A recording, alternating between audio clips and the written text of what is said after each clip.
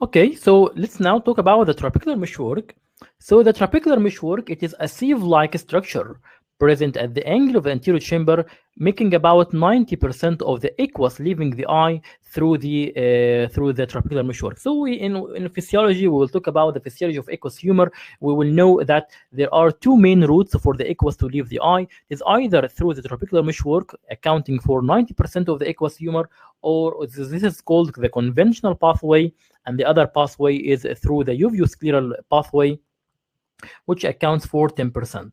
So here is the junction between the cornea. Here is the cornea, and here is the sclera, and this is the iris, and the junction between both of them will be the angle of the anterior chamber. The angle of anterior chamber is occupied by a sieve-like structure, as you can see here. This sieve-like structure is called trabecular meshwork. This is responsible for filtering of the aqueous humor and responsible for drainage of aqueous humor outside the eye. The trabecular meshwork is formed mainly of three layers. The three layers, the most inner one is called the uveal meshwork. Then this is followed by the corneoscleral meshwork, and finally the juxtacanalicular meshwork, which lines the inner wall of the canal of Schlemm. So the aqueous will pass through these all three meshworks until it passes through the canal of Schlemm to the collector channels to be outside the intraocular space. So the uveal meshwork, it is the innermost part which faces the anterior chamber. It has the largest intertrabecular space, so it will provide the least resistance to aqueous outflow. While the corneoscleral meshwork will be the middle part between the canal of Schlemm and the anterior chamber with a smaller intertrabecular space than the uveal meshwork. And finally, we come to the endothelial, or what's called juxtacanalicular portion, which is the outermost part of the trabecular meshwork. But it lines the inner wall of canal of Schlemm. So just bear in mind that this is one of areas that's commonly asked in the exam, that the juxtacanalicular or the endothelial has the smallest intertrabecular spaces, so it will offer the maximum resistance to aqueous outflow. So this will be one question. Another question that, look here, this is the trabecular meshwork, and this is what's called Schwalb's line. This is its location, and this is the scleral spur. So the trabecular meshwork is formed of the uveal portion, formed of large intertrabecular spaces, then the corneoscleral portion formed of medium-sized trabecular spaces, and then just adherent to the canal of Schlemm is the juxtacanalicular part. So the juxtacanalicular part, although it is the outer part of the trabecular meshwork, it lines the inner wall of the canal of Schlemm. So here is the inner wall of canal of Schlemm, here is the outer wall of canal of Schlemm, here is the sclera, and here is outside. So be aware of the important anatomical locations, or by the tricky questions asking about the inner and outer lining of the canal of Schlemm. So again, endothelia is the outermost part, and it lines the inner wall of canal of Schlemm.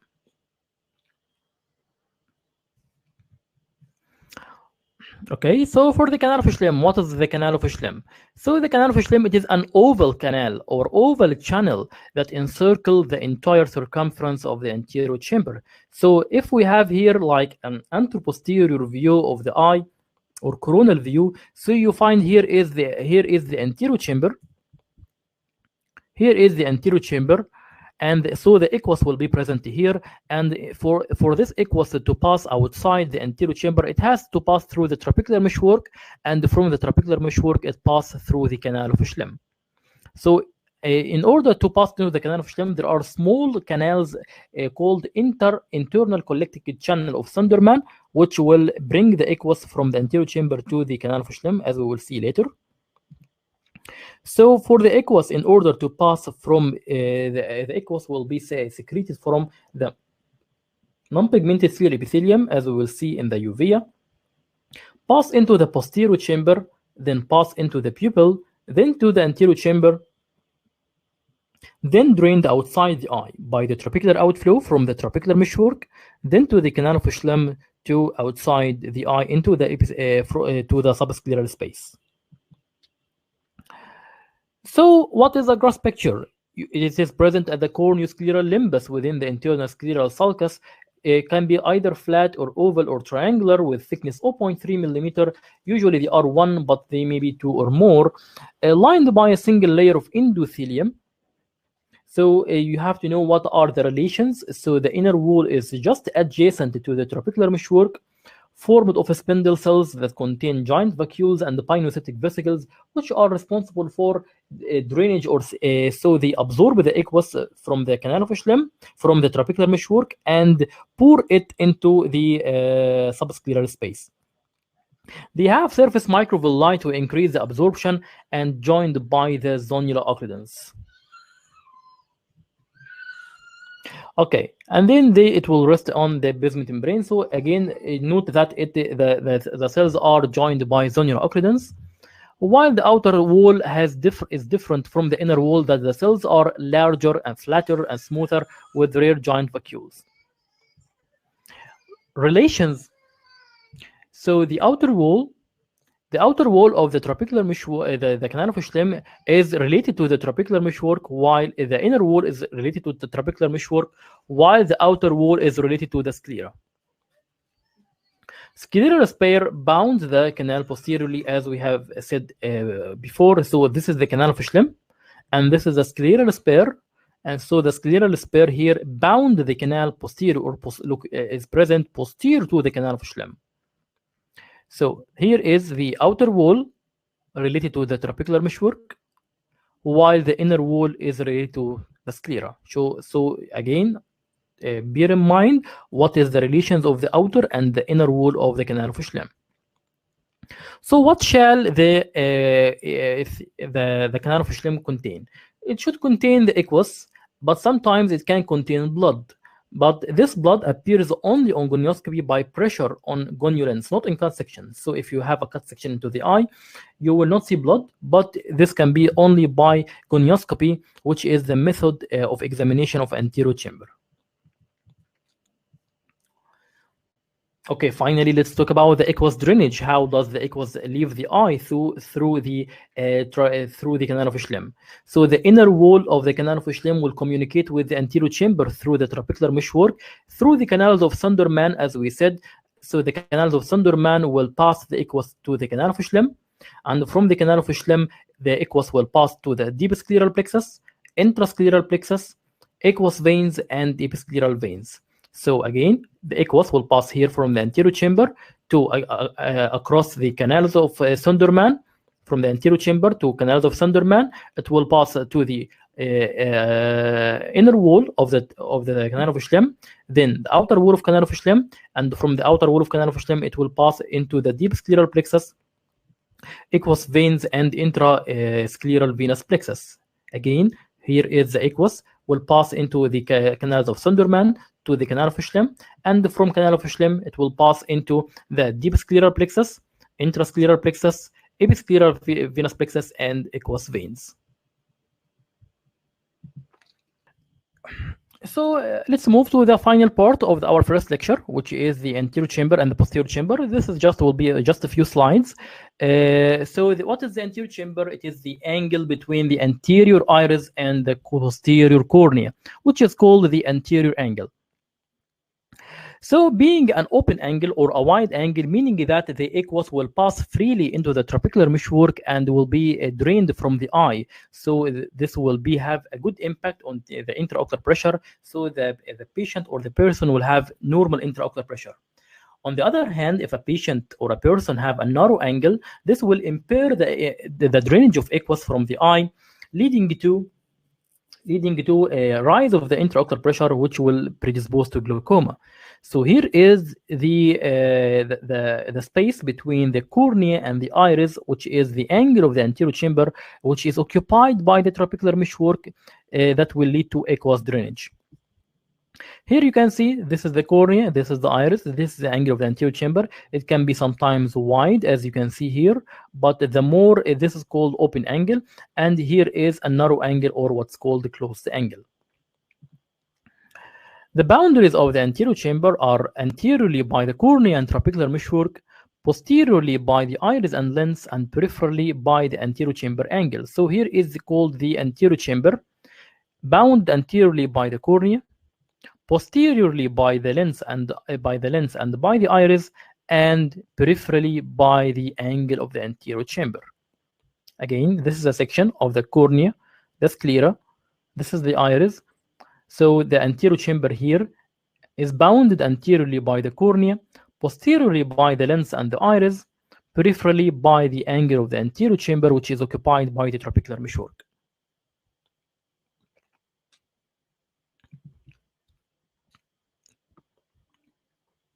The volume of the anterior chamber is about 0.2 millimeter. The depth, it is usually most deep at the center portion. So this is the central depth, which is about 3 millimeters. This is usually the standard between 2.5 to 3 millimeters, and this depth has very important and very numerous applications, clinical and surgical. It is not the scope of this lecture. The anterior chamber angle is most shallow at the peripheral iris insertion, and it is more shallow in females. So females usually have smaller eyes, so they will have smaller axial length and smaller anterior chamber. That's why they are more prone to develop angle closure glaucoma, which occurs due to shallowing of the anterior chamber. So if we examine the anterior chamber, what shall we find? We can find different structures from anterior to posterior. There will be Schwalb's line, which is located most anteriorly, followed by the trabecular meshwork, followed by canal of Schlemm. So the trabecular meshwork containing the canal of Schlemm, then the scleral spur, the ciliary body, the iris process. So if you want to examine the angle and you look at the eye from anteriorly, you will see from most anterior, or most related to the cornea, is the Schwalb's line. So as you go toward the iris, you will find the trabecular meshwork, then you will find the scleral spur, and finally adherent to the iris would be the ciliary body, or the iris root. So the anterior Schwalb's line, as we said, it will represent the peripheral termination of the dismus membrane and the beginning of the trabecular meshwork. The trabecular meshwork itself will extend from the Schwalb's line to the scleral spur. So this is the extension. And the scleral spur is located posterior to the canal of Schlemm, as it bound it posteriorly, as we said. The scleral spur is the most anterior projection of the sclera that has an important role in drainage of the aqueous. So it receives the insertion of the longitudinal fiber of the ciliary muscle. So once these fibers contract, this will lead to pulling on the scleral spur, opening the trabecular meshwork, increasing the drainage of the aqueous, and this is the basic of use of some pharmacological agents to decrease intraocular pressure, which are the miotic. So the miotic will cause contraction of the longitudinal fiber of the ciliary muscle, leading to drainage of the aqueous. And this will be discussed in the physiology and pharmacology as well. Ciliary body, it is located just behind the scleral spur. And finally, we have the iris root, which extends from the anterior surface of the iris and insert at the level of scleral spur. And usually it is not present in all eyes, but it can be most prominent in children and in brown eyes. In order to see these structures, we cannot examine the eye under a slit lamp directly, because we will say in the optics that there is what's called a total internal reflection at the cornea. So if we examine the angle, any light rays emerging from the angle will totally reflect toward inside the eye and will not be available for the viewer. So we need to put another lens called the gonio lens in order to neutralize the corneal air interface, so that if any light ray ranging or arising from the angle will be able to be viewed by the examiner. So this is the different types of gonio lens. There are the Coppel gonio lens, there are the Goldman. So in order to examine the angle by the gonio lens, we have 4 grades. So grade 4, meaning that we can see the Schwalb's line, the the trabecular meshwork, the scleral spur, and the ciliary body band clearly. So we can see 4 layers. So it is grade 4. In grade 3, meaning that we can see the Schwab's line, the trabecular meshwork, and the scleral spur only.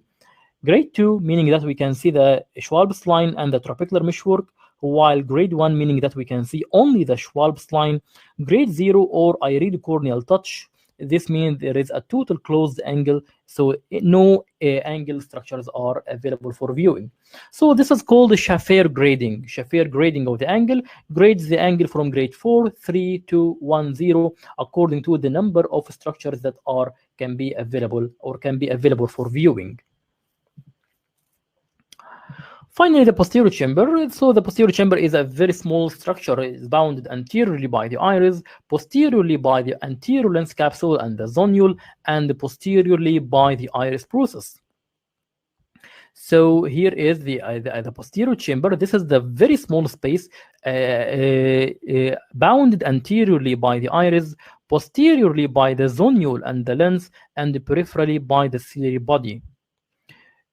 Since it is very small, the volume will be 0.06 milliliters, and it is the main importance of this posterior chamber. It is the first location in which the aqueous is poured as it circulates into the eye. So the aqueous is secreted by the non-pigmented ciliary epithelium into the posterior chamber that will pass through the pupil into the anterior chamber. So here, the ciliary body will secrete the aqueous humor. It will pass into the posterior chamber, then it will curve to pass through the pupil into the anterior chamber to be drained outside the eye from the trabecular meshwork and from the canal of Schlemm.